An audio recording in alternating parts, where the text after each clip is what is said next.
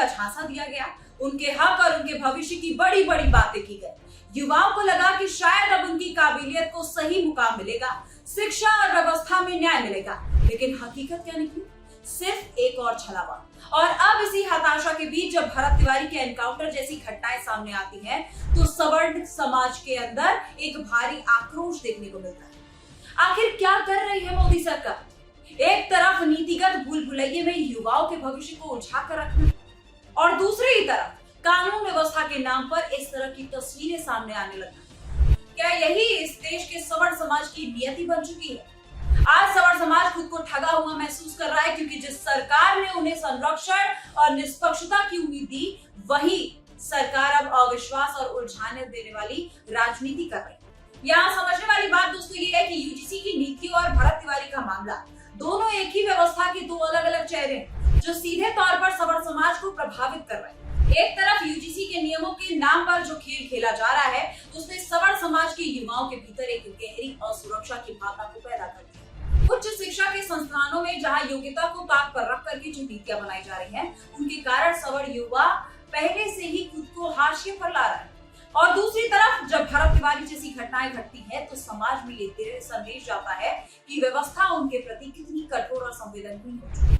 ये दोनों ही मुद्दे अलग अलग भले हों, लेकिन सवर्ण समाज एक नजरिए से ये एक सिक्के के दो पहलू को समझ रहा है। जहां एक तरफ उनका शैक्षणिक और आर्थिक भविष्य सुरक्षित नहीं है, वहीं दूसरी तरफ उनके आत्मसम्मान और सुरक्षा पर भी लगातार चोट होती है। क्या इस देश में न्याय की परिभाषा सिर्फ इतनी बात पर तय की जाएगी कि राजनीति का नफा नुकसान क्या है?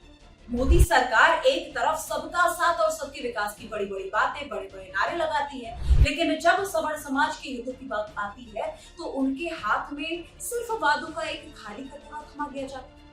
अरे दोस्तों, आपने देखा होगा भरत तिवारी के एनकाउंटर का जो सोशल मीडिया पर वीडियो जम करके वायरल है, उसमें आप साफ देख सकते हैं कि कैसे एनकाउंटर के समय से पहले भरत तिवारी ने पुलिस के सामने अपना हथियार फेंक दिया।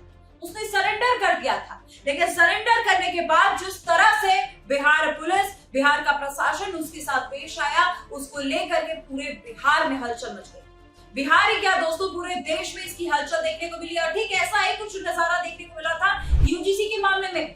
इन दोनों ही मामले को एक साथ जोड़ करके इसलिए देखा जा रहा है दोस्तों, क्योंकि ये दोनों ही मामले वहां पर ला करके खड़े कर दिए गए हैं, जहां पर सवर्ण समाज या यूं कह ले कि ब्राह्मण को भी टारगेट किया गया। भरत तिवारी भी एक ब्राह्मण था, एक ऐसा इंसान जो हमेशा दूसरों की हक की बातों के लिए आवाज उठाता था, सरकार से सवाल करता था, न्याय की मांग करता था, लेकिन प्रशासन ने क्या कर दिया? उसे मौत के घाट उतार दिया। भरत तिवारी के एनकाउंटर के बाद यूजीसी का मामला फिर से गर्माता दिखाई दे रहा है। एक तरफ अभी सवर्ण समाज खुद को ठगा महसूस कर ही रहा था कि अब भरत तिवारी के एनकाउंटर से उसे और ज्यादा दुख पहुंच गया। इन दोनों घटनाक्रमों के पीछे की असली कड़ियों को जोड़ना बहुत ज्यादा जरूरी है दोस्तों। यह सिर्फ यूजीसी की कागजी नीतियों या सिर्फ एक व्यक्ति के एनकाउंटर की बात नहीं है, बल्कि ये सवर्ण समाज के उस सामूहिक आवाज को कमजोर करने का एक प्रयास है जो अपने हक के लिए उठा रही है। जब जब बुनियादी मुद्दों पर, जब जब शिक्षा और रोजगार के हक पर सवर्ण समाज सरकार को घेरने की कोशिश करता है, तब तक व्यवस्था का एक ऐसा क्रूर चेहरा सामने ला करके खड़ा कर दिया जाता है, जिससे डर और भ्रम का माहौल पैदा हो जाता है। सरकार को लगता है कि वो इस तरह से समाज का ध्यान असली मुद्दे से भटका देगी, लेकिन युवा अब जाग चुका है। वो देख रहा है कि कैसे एक तरफ उसकी शिक्षा और उसके भविष्य को यूजीसी के जाल में फंसाया जा रहा है, और दूसरी तरफ कानून व्यवस्था के नाम पर एक अलग ही खौफ की कहानी लिखी जा रही है। जब हम यूजीसी के ढांचे और उससे में सवर्ण समाज की स्थिति का विश्लेषण करते हैं दोस्तों, तो साफ दिखाई देता है कि योग्यता की जानबूझ करके अनदेखा किया जा रहा है। एक योग्य सवर्ण छात्र दिन रात मेहनत करता है, परीक्षाएं पास करता है, लेकिन व्यवस्था की विसंगतियों के कारण वो बाहर रह जाता है। इस दर्द और इस असुरक्षा के माहौल के बीच भरत तिवारी का एनकाउंटर सवर्ण समाज को और ज्यादा उद्वेलित कर देता है, क्योंकि ये घटना न्याय प्रक्रिया पर कई गंभीर और बड़े सवाल खड़े करती है। क्या वाकई इस सरकार के पास सवर्णों के कल्याण और सुरक्षा के लिए कोई ठोस योजना नहीं है, या फिर समाज सिर्फ एक वोट बैंक की राजनीति के जरिया एक बनता जा रहा है?